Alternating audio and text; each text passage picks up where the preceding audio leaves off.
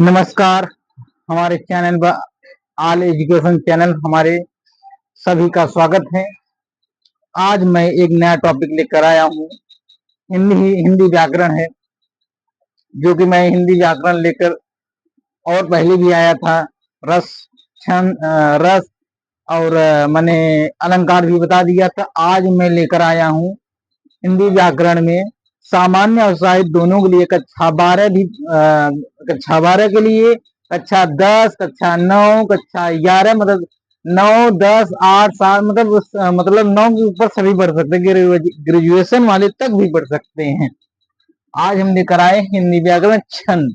अब छंद के बारे में कुछ जानकारियां लीजिए। अगर छंद पढ़ रहे हैं तो छंद के अंदर जानकारियां लीजिए, तब इसके अंदर आप इसके आगे आपको पढ़ाएंगे छंद क्या होता है। ठीक, देखिए पहले क्या रहे छंद की परिभाषा। देखिए सामान्य साहित्य दोनों के लिए देखिए छंद की परिभाषा। छंद का अर्थ, छंद का अर्थ, छंद का अर्थ काव्य में वर्ण वर्ण वर्ण मात्रा अति और यति के नियम अनुसार व्यवस्थित रचना, यह रचना है।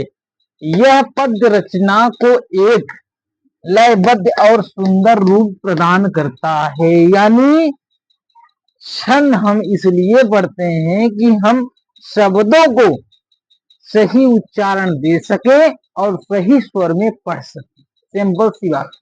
आगे बढ़िए, देखते हैं छंद के प्रकार। छंद मुख्यतः दो प्रकार के होते हैं। छंद मुख्य दो प्रकार के होते हैं। पहला वाणी छंद, दूसरा वणिक छंद, तीसरा मात्रिक छंद। दो छंद हो गए। अब दोनों छंद के बारे में जान लीजिए। वणिक छंद क्या होता है? वणिक इन शब्दों में वर्णों की संख्या निश्चित होती है। ठीक, जैसे दोहा, चौपाई, रोला आदि। इन छंदों में वर्णों की संख्या निश्चित होती है। ठीक, अगला मात्रिक छंद की दूसरा। इन छंदों में मात्राओं की संख्या निश्चित होती है, जैसे कवित, हरिगीतिका, और उसके आगे होगा इत्यादि। ठीक, यहाँ इत्यादि लिख देना, इत्यादि, इत्यादि लिख देना। ठीक, आगे बढ़िए। देखिए मुक्त छंद। अब मुक्त छंद, अब देख लीजिए कुछ कुछ नए देखें। अन्य छंद के प्रकार, कुछ अन्य छंद भी हैं जो देख लीजिए। मुक्त छंद, मुक्त छंद क्या है, क्या कहता है? इन छंदों में कोई भी निश्चित ढांचा नहीं होता है। कवि अपनी रचनात्मकता के अनुसार छंद बना सकता है। ये इतना लीजिए। अब आइए सममात्रिक छंद। इन छंदों के सभी चरणों में मात्राओं की संख्या समान होती है। विषम मात्रिक छंद। इन छंदों में सभी चरणों में मात्राओं की संख्या असमान होती है। आपने ये पूरा ब्यौरा पढ़ा और ये आपको पढ़ना अनिवार्य है।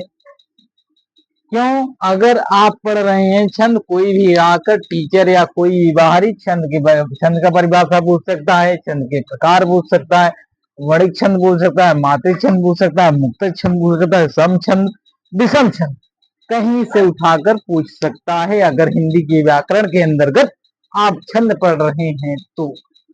तब तक अगले वीडियो मिलते हैं। अगर हमारी वीडियो अच्छी लगी हो तो आप लाइक, सब्सक्राइब कीजिएगा। तब तक अगले वीडियो मिलने हैं। धन्यवाद। जय।